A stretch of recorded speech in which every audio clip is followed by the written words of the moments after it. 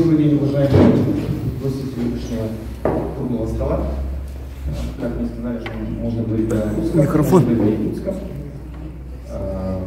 5 минут дали, и я сейчас буду за 5 минут постараюсь объяснить, почему я считаю, что хорошо с языком, но есть проблемы. Поднимите руки те товарищи, которые считают себя коренными горожанами города Якутска.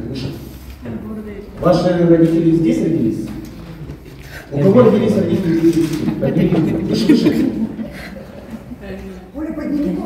Один. Бабушка, дедушка, где родились? Нет, не здесь. Ну, все такое. Коренных горожан Якутска здесь нет. Ответьте себе. Коренным горожаном считается человек, который родился здесь и живет в течение 3 поколений. С 3-го поколения. То есть мои внуки будут считать себя горожанином города. Почему я говорю про коренных жителей? Потому что язык, вот мои коллеги филологи здесь сидят, лингвисты, да, ученые, они, язык это среда. Вот запишите себе, запомните, язык это среда. Потому что если вы говорите о том, что язык это пекарский, это неправильно, потому что пекарский зафиксировал язык среду, которая существовала 200 лет назад. Берем тюркские бабалы.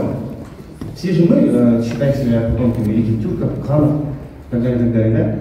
Бабалы это руновидные петроглифы, руновидные пентаграммы, правильно так говорить, да? Это попытка зафиксировать правду ханов в степи, которые жили тысячи лет назад.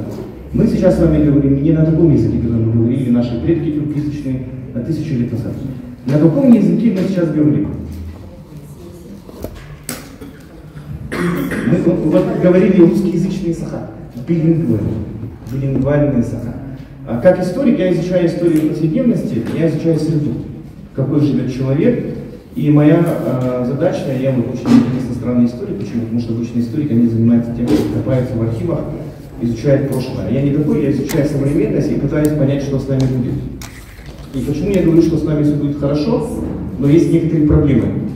Потому что здесь, в этой аудитории, сидят те люди, про которых мы считаем, что они потерянное поколение. Мы мигранты цифровой среды. Мы пытаемся быть понятным тем людям, которые нас не понимают. Мы пытаемся быть понятным тем людям, которые учатся через смартфоны. У них электронные дневники, у них нет актированного дня. Что такое актированный день, товарищи? Ну-ка. Это выходной. Для нас это выходной, а для них это не выходной. Они сидят за ноутбуке и начинают работать. Это цифровые, коренные жители цифровой среды. Цифровой сахар.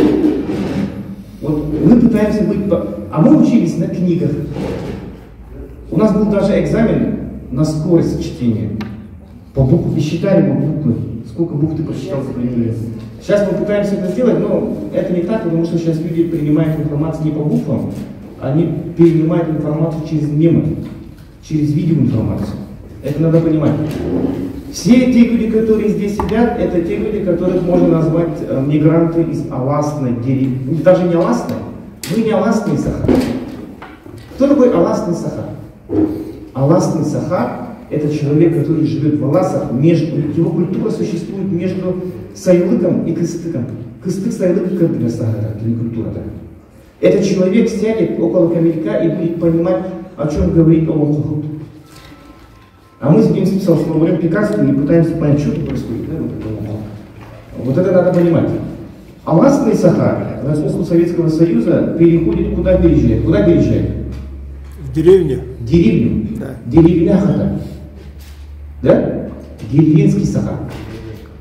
И только начиная с 80-х годов начинает появляться прослойка городских якутов. Город Сахара. И они амбиционировали сейчас асфальт Сахата. Что такое асфальт Сахата? Это я говорю все время.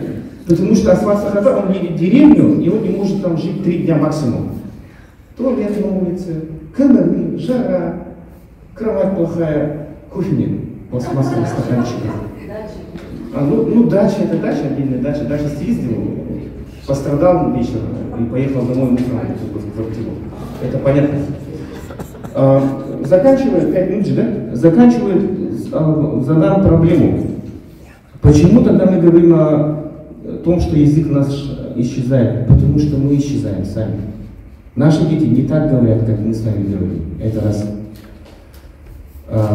Теперь вопрос стоит такой, проблема такая. Кого мы хотим воспитать из этих детей? Потому что язык это инструмент воспитания.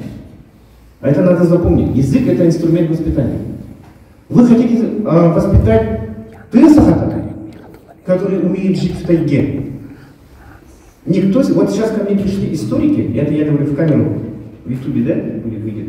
Ко мне пришли историки, городские, сельские историки, Сахалар, 35 человек, из них никто не умеет разжигать огонь. Огонь разжигать в Якутии, это базовый навык. Зимой на улице, осенью, это надо понимать. Ты Сахата, Саха, который умеет жить в тайге, он туда пойдет с ножом и оттуда выйдет живым. Аллах Сахата, он умеет что делать? Разводить скот, смотреть за конем, разбираться в мастях коней. Аллах Сахата и тех, кто. Есть городские якуты. Что умеет городские якуты? Собираться в круг и говорить о будущем своего народа. На русском языке.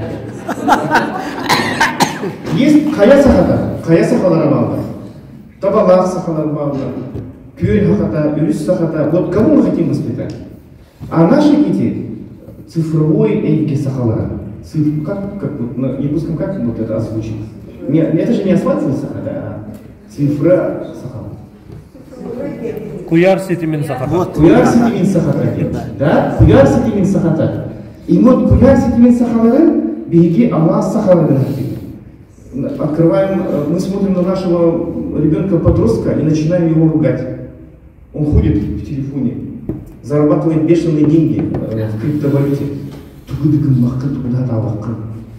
И отец встает и говорит: давай назови мне масти якутские. Конечно, не знает этого. Да? Каких аллахусутов ты знаешь? В вашей школе учат аллахусутов имена? Как читать аллаху понимать? Учат в школе? В школе этого не учат. В школе учат, как зарабатывать в городской среде, как быть актуальным в цифровой среде. Вот это надо понимать.